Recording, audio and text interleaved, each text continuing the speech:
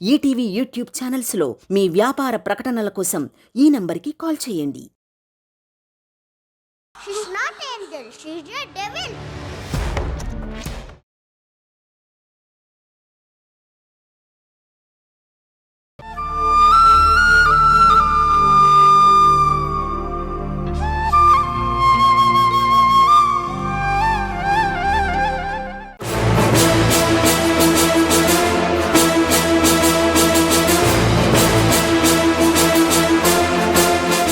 జనని, నువ్వా చక్రవర్తి ప్రేమించే మనిషివి? నువ్విక్కడున్నావా? చక్రి నీ స్నేహితుడా? నువ్వు అతని వెల్ విషర్వా?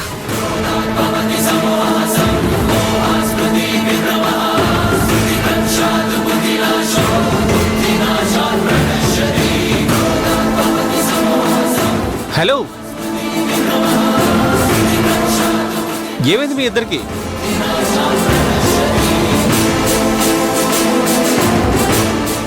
నీ ప్రాణ స్నేహితురాల్ని ఎక్కడో చూసినట్టుంది.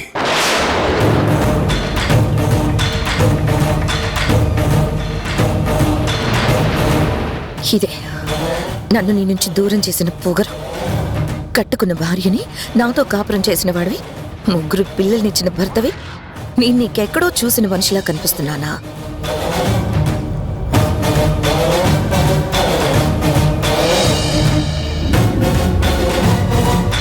ఏం జనని, నీకు కూడా శేఖర్ని ఎక్కడ చూసినట్టుగా ఉందా? No chance. నా లైఫ్లో ఇంత గొప్ప పర్సనాలిటీని ఫస్ట్ టైం చూస్తున్నాను. లైఫ్ లాంగ్ గుర్తుండిపోయేవారు వేరు.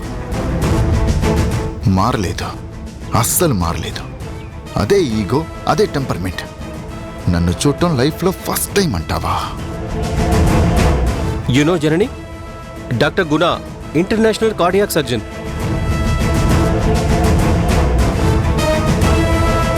అంటే గుండెలు నేర్పుగా కోయగలరు, అంతేనా?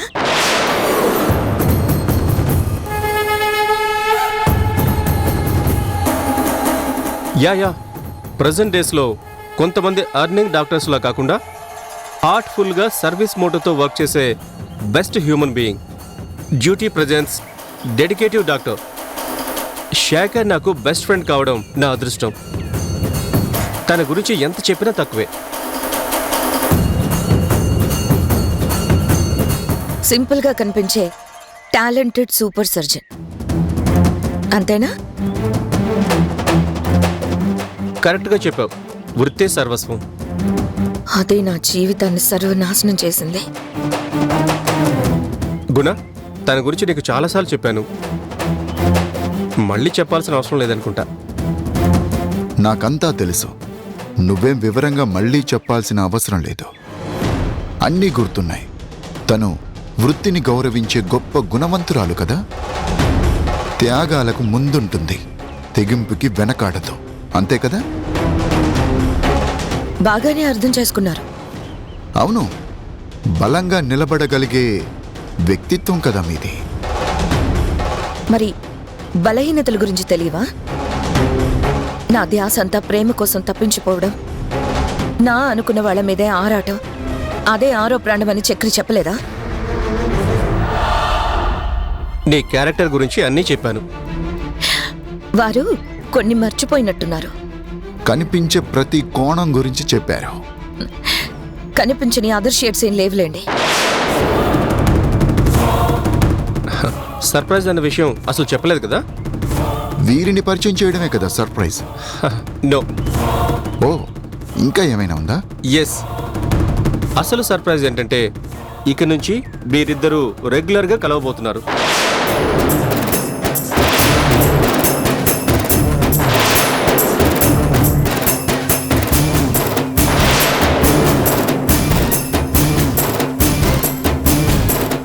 రెగ్యులర్గానా? ఎందుకు? మీ హాస్పిటల్తో అగ్రిమెంట్ చేసుకున్న యోగా బ్లాక్ ఇన్ఛార్జ్ తనే కదా?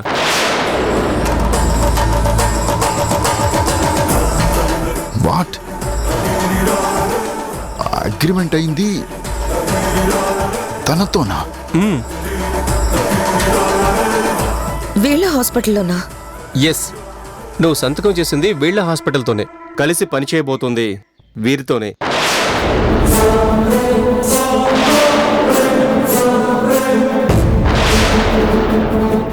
అగ్రిమెంట్ అయ్యాక మీటింగ్కి జననీతో కలిసి వచ్చి మీకు నా ఫ్రెండ్ అని సర్ప్రైజ్ చేద్దామనుకున్నా. కానీ మీటింగ్ డిలే అయ్యేసరికి ఇంకా ఓపిక పట్టలేక ఇవాళ మీతో ఈ మీటింగ్ అరేంజ్ చేయాలని డిసైడ్ అయ్యా. ఈ విషయం ఏమాత్రం ముందే తెలిసినా అగ్రిమెంట్ అయ్యేదాన్ని కాదు. ఈవిడ గారని తెలిస్తే ప్రపోజల్ ఎప్పుడో dispose చేసేవాణ్ణి.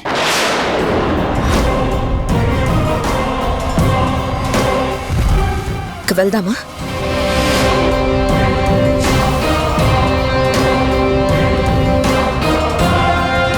Bye.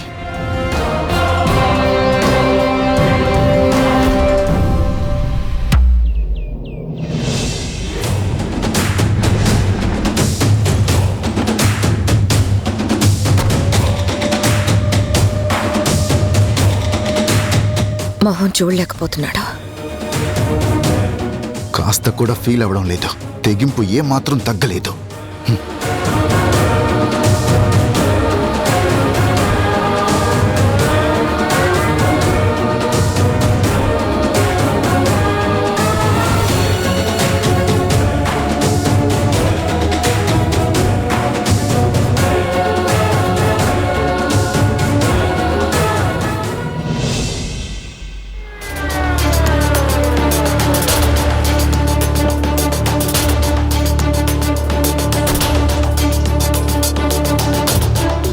Janani, Janani,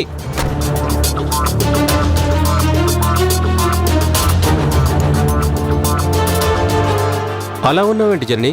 are you okay? హెడేక్గా ఉంది. నరాలు చిట్లేలా ఉన్నాయి. డాక్టర్ దగ్గరికి వెళ్దామా? అవసరం లేదు. కాసేపు రిలాక్స్డ్గా పడుకుంటే అదే తగ్గుతుంది. బాయ్.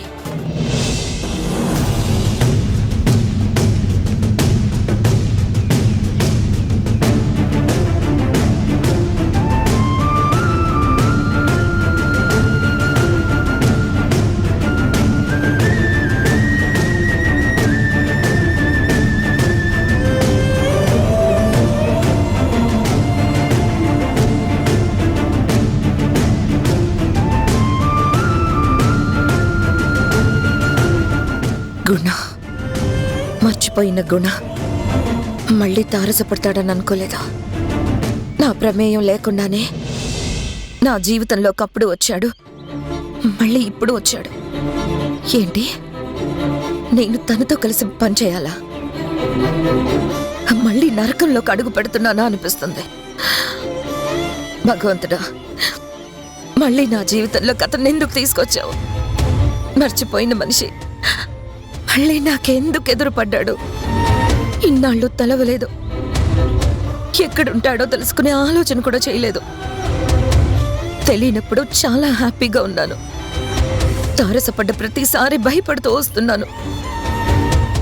అసలు తను నాకు ఏమవుతాడో అని పిల్లలకి తెలిస్తే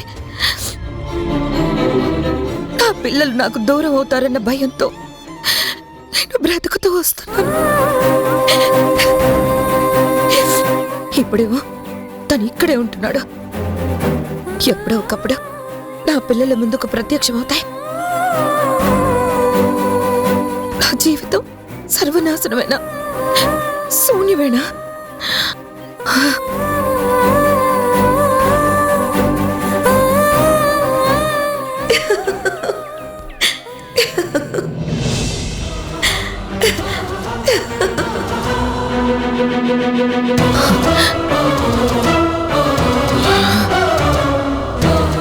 ఎందుకు నవ్వుతున్నావు? నన్ను చూసి వెక్కిరిస్తున్నావా? నీకు కూడా నేను లోకమైపోయానా? ఆత్మ, అంతరాత్మ, పరమాత్మలకు ఎవరు ఎక్కువ కాదు, తక్కువ కాదు. లోకువ అంతకన్నా కాదు. పరిష్కారానికి వస్తుంది. ఏం పరిష్కారం? సంఘర్షణకు. సంఘర్షణ? అవును. ఇప్పుడు నువ్వు ఉన్న స్థితి అదే కదా. సమాధానం చెప్తావా? ముందు ప్రశ్నలు వేస్తాను. ఏంటవి? అతనెవరు? అతని గురించి ఎందుకు నువ్వు మరీ అంతలా ఆలోచిస్తున్నావు? మాజీ భర్త. అంతేనా? ఇంకేం కాడా? నా పిల్లలకు తండ్రి. అంతేనా? అంతకు మించిన సంబంధం ఏమన్నా ఉందా? ఒకసారి బాగా ఆలోచించు. లేదు, ఉంది. ఏంటది? కలిసి నడిచిన సప్తపది, తాళి కట్టిన వివాహ బంధం, వేద మంత్రాలు ముడేసిన పవిత్ర బంధం. అవన్నీ వదిలేసుకొని చాలా సంవత్సరాలైంది. ఏళ్ళు గడిచినంత మాత్రాన దూరం అయ్యేది కాదు బంధం. కాలం గడిచినంత మాత్రాన తొలగిపోయేది కాదు ప్రేమ. ఇన్నేళ్ళు నీ బ్రతుకు నీది, నీ సంపాదన నీది, నీ కష్టం నీది, నీ స్వతంత్రం నీదే కదా. మరి ఎన్నో ఏళ్ళు అయిపోయింది అన్న దాని గురించి ఇప్పుడు ఎదురుపడగానే ఎందుకు ఈ కలవరం? ఎందుకు నీలో నీకు తెలియని భయం? అతనేదో మాట్లాడితే అందులో సటైర్స్ వెతుక్కొని కోపగించుకోవడం ఎందుకు చెప్పు? తేలిగ్గా తీసుకోవచ్చు కదా. అదే అర్థం కావడం లేదు. అదే సంఘర్షణ. దాని పరిష్కారానికే నేనొచ్చాను. నీకు అర్థం కాదేంటో నేను చెప్పనా? నీ కోపం వెనకాల ఎక్కడో హృదయాంతరాలలో ఏదో సన్నని సున్నితమైన సానుకూల అభిప్రాయం అతని మీదుంది. మిణుగురంత పరిమాణంలో ప్రేముంది. ప్రేమ? నో, అలాంటిదేం లేదు. లేకపోతే నువ్వు ఇంతలా వరి అవ్వు, ఆలోచించవు.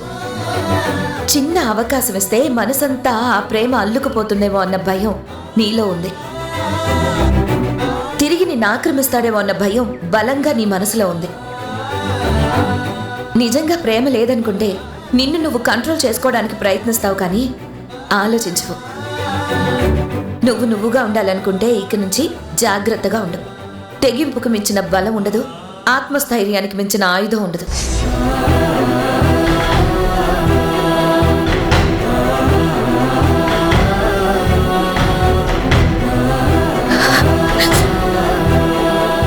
నా అంతరాత్మలో ఇంత సంఘర్షణ ఉందా?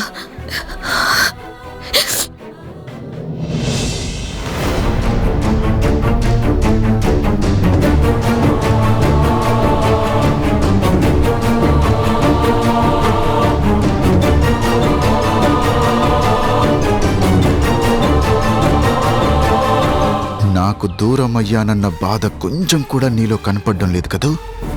నన్ను వదిలేసి హాయిగా సంతోషంగా ఉన్నావా జనని? నా మీద సెటైర్స్ వేసేంత ద్వేషం పెంచుకున్నావా? విడిపోయానన్న బాధ నీ మొహంలో కనిపించకపోవడం చాలా ఆశ్చర్యంగా ఉంది. ఎంత వెక్కిరింపు, ఎంత వ్యంగ్యం! అంత దుర్మార్గంగా కనిపిస్తున్నానా? చాలా ఆశ్చర్యపోతున్నాను, చాలా చాలా ఆశ్చర్యపోతున్నాను.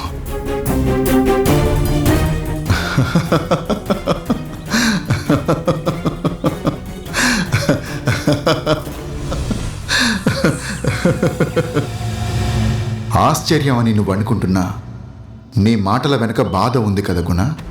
బాధ. ఎప్పుడో తెగతెంపులు చేసుకుని వెళ్ళిన ఆవిడ గురించి ఇప్పుడు నేనెందుకు బాధపడాలి? తనకెంత ద్వేషం ఉందో అంతకన్నా ద్వేషం, కోపం నాకు రెట్టింపుగా ఉన్నాయి. బాధ బయట పెట్టుకోలేక నిన్ను నువ్వు సమర్థించుకోవడానికి పైకి చెప్తున్న మాటలు కావా ఇవి? మనసుకి నచ్చ చెప్పుకునే ప్రయత్నం కదా మనసా? అది ఎప్పుడో ముక్కలైపోయింది. ఆవిడే ముక్కలు చేసి వెళ్ళిపోయింది. ఇంకా నచ్చ చెప్పుకోవాల్సిన పనే ఉంది. మనసు లేని మనిషి మదనపడ్డాడు. ఆ ముక్కలైన మనసులోనే జ్ఞాపకాలున్నాయి. లేదు, నాకసలు మనసే లేదు. అబద్ధం. నీకు నువ్వనుకునే వాళ్ళ మీదైనా ప్రేమ లేదా? తన మీద అస్సలు లేదు. ఎవరి మీద ఉన్నా హృదయం ఉన్నట్టే. నువ్వు ద్వేషం అంటున్నా ఆ హృదయంలో ముక్కలైపోయిందన్న మనస్సులో నీకు తెలియకుండానే సూక్ష్మంగా ప్రేమ దాగి ఉంది. ఖచ్చితంగా ప్రేమ దాగి ఉంది అన్నది నిజం. ప్రేమ లేకపోతే బాధ తొంగి చూడదు. అసలు తలుచుకునేవాడిదే కాదు. బాధ కాదు, ప్రేమ కాదు, ఆశ్చర్యం. నమ్మలేకపోతున్న ఆశ్చర్యం. నా మంచితనాన్ని ప్రేమించానన్న ఓ స్త్రీ, నువ్వంటే ప్రాణం, నువ్వే నా సర్వస్వం, నీ తోడు, నీ చెలిమి, ప్రతి క్షణం కోరుతున్నాను అని పదే పదే వెంటపడిన ఆ మనిషి నన్ను కాదనుకొని ఇంత త్వరగా గతం మర్చిపోయి అంత సంతోషంగా ఉందంటే ఆశ్చర్యంగా ఉంది. అది సాధ్యమా అన్న ఆశ్చర్యం. అప్పుడన్న మాటలన్నీ అబద్ధాలా? అప్పుడు చూపించిన ప్రేమ అబద్ధమా అన్న సందేహం ఇప్పుడు కలుగుతుంది.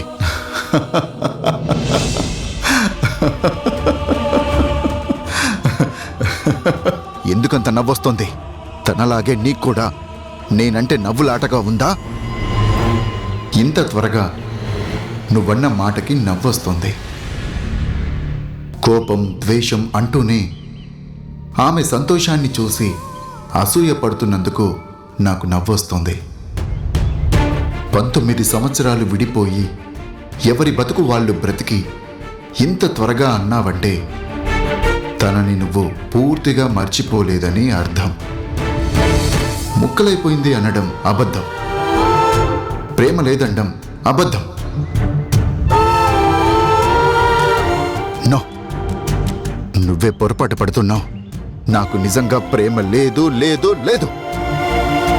పొరపాటు పడ్డానికి నేను నువ్వు కాదు, నీలో ఉన్న మరో నేను, నువ్వు చూడలేనిది చూడగలిగే నేను.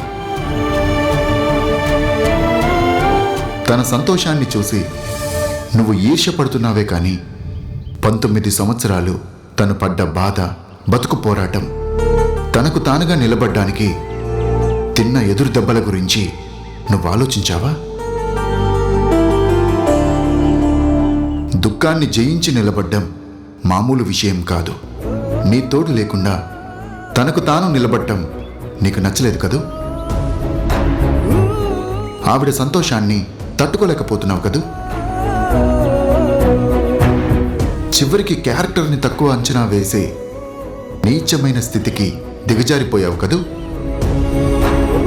అలాగే ఊహిస్తే నువ్వు క్రూరమైన పురుషాధిక్యత తత్వం కలవాడివైనా కావాలి, లేదా ఇంకా నీలో నీకు తెలియని ప్రేమ జనని మీద ఉన్న అమాయకుడివైనా కావాలి.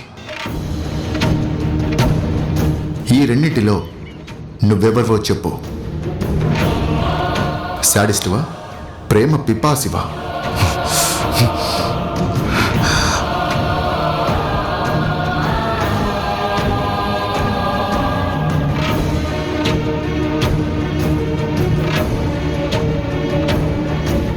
జనని నా మనసులో ఇంకా ఉందా?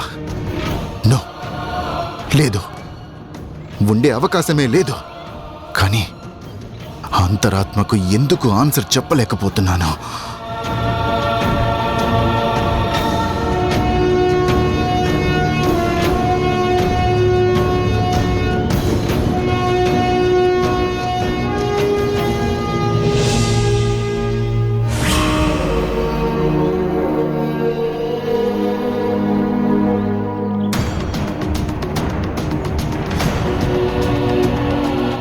Guna, are you okay?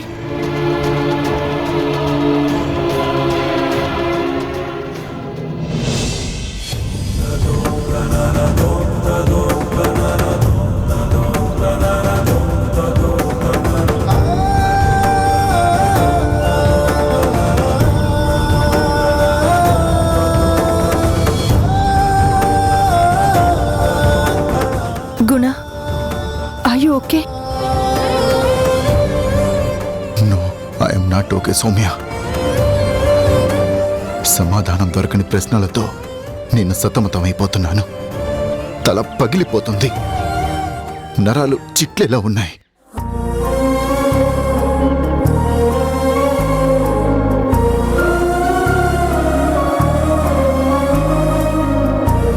Don't worry గుణ. పరిష్కారం దొరకని సమస్య, సమాధానం లేని ప్రశ్న ఉండవు.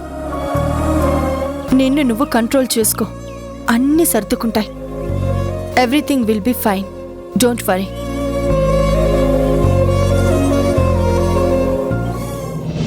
నువ్వు చెప్పేదాన్ని బట్టి చూస్తే అమ్మా నాన్నలు చాలా మంచోళ్ళు. ఒకరంటే ఒకరికి ప్రాణం, చాలా అన్యోన్యంగా ఉండేవాళ్ళు. అమ్మది సర్దుకుపోయే తత్వం, మంచి మర్యాద తెలిసిన మనిషి, ప్రేమ ఆపేక్షలు పంచే తత్వం. ఇలా ఇద్దరిలోనూ అన్ని మంచి గుణాలే ఉన్నాయి కదా, అపార్థాలు ఎలా తొంగి చూసాయి? పొరపచ్చాలు గొడవలు ఎందుకు వచ్చాయి? విడిపోయేంతగా వాళ్ళ మధ్య వచ్చిన తేడాలేంటి తాతయ్య? మీరు సర్ది చెప్పలేకపోయారా? నచ్చ చెప్పలేదా? విడిపోవద్దని వారించలేదా తాతయ్య? చాలా ప్రయత్నాలు చేశానమ్మా, కానీ నా ప్రయత్నాలు ఫలించలేదు. విధి విడదీసింది. ఆ బాధ భరించలేకనే వైరాగ్యంతో బయటికి రావాల్సి వచ్చింది.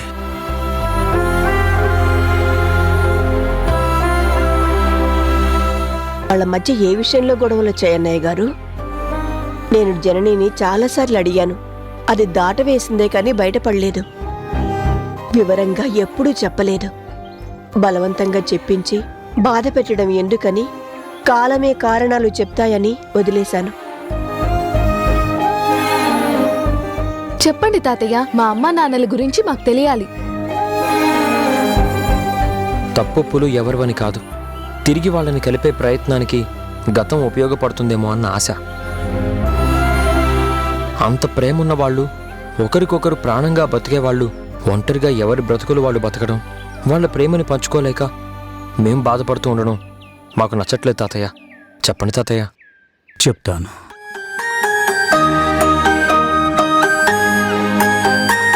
వాళ్ళ కలయిక కోరుకునే వాళ్ళమేగా అందరం. జననీ గుణాలు చూడటానికి వేరువేరుగా కనపడిన వాళ్ళ ప్రాణం ఒక్కటిగా ఉండేది. వాళ్ళిద్దరి అన్యోన్యత ఏ జంటకైనా ఈర్ష్య కలిగించేలా ఉండేది. నా దిష్టి తగులుతుందా అని భయపడేవాడిని. చిలక గోరింక అంటారే, అలా ఉండేవారు. గ్రహాలు వక్రించినట్టు, రాహువు చంద్రుడిని కబళించినట్టు నా కూతురి రూపంలో ఉన్న దుష్టశక్తి కళ్లల్లో నిప్పులు పోసుకుంది.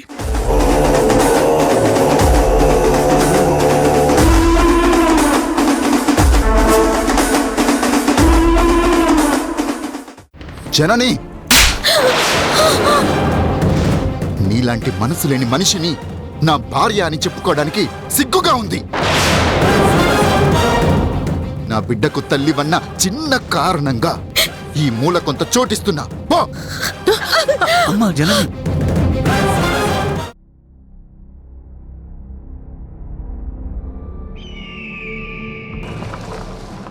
నువ్వు దయ్యాలున్నాయని నమ్ముతావా?